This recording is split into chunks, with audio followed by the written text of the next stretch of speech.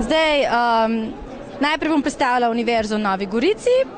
In ta univerza je krasna univerza z bogatim programom od okolja, humanistike, vinogradništva in gospodarskega inženiringa.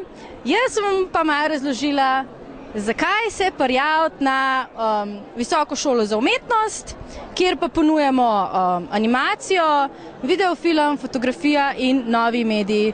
Če vas zanima vse, kako kaj oblikovati, kako se kreativno izraziti in potem to udejaniti v animaciji, se pravi v risanki, filmu ali fotografiji, potem smo mi ta prava šola za vas. Pri nas je veliko praktičnega dela, spoznate se z različnimi metodami dela, z različnimi tehnikami, se pravi se naučite uporabljati računalniške programe, tako da boste znali uporabljati grafične vektorske programe, da se boste naučili kamero uporabljati, da se boste naučili zvok montirati, v bistvu to vse zraven spada, hkrati se pravi tehnični del, hkrati pa ta vaš kreativni del, ki pride iz vas samih. Tukaj zraven mene imam pa študentko prvega letnika programa digitalne umetnosti in prakse Valerijo, ki vam bo povedala, zakaj se pa ona odločila za ta študij in kaj je všeč. Ja, pač za ta študij sem se odločila, ker v bistvu manjkalo mi je v slovenskem prostoru nekaj, da res si na vseh področjih lahko uspešen. Večina teh šol je bilo samo tako, da si samo, ne vem, režiser ali neki čist osko, ampak v tem svetu rabiš več znanja na različnih področjih, tudi pri filmu moraš znati animacijo, moraš znati te različne stvari.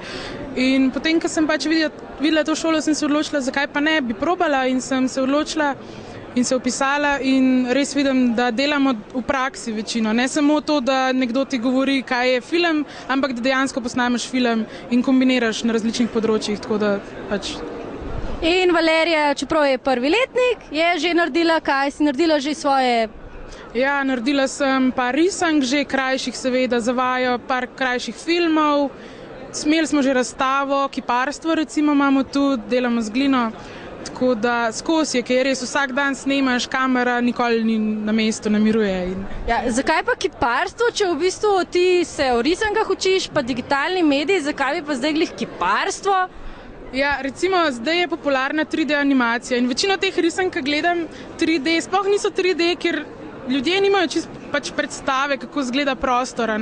In pri kiparstvu, ko svoje roke daš, ko čutiš to, vse, kako izgleda v prostoru, ti zelo prav pride. Ni to klasično kiparstvo, da mišice preučuješ, ampak ti delaš nekaj, da potem to lahko uporabiš kot 3D animacijo, recimo, pač v animaciji. In tudi v filmu rabiš neko prostorsko predstavo, tako da ja, zaradi tega pomemben del. No, ste slišali, tako je to.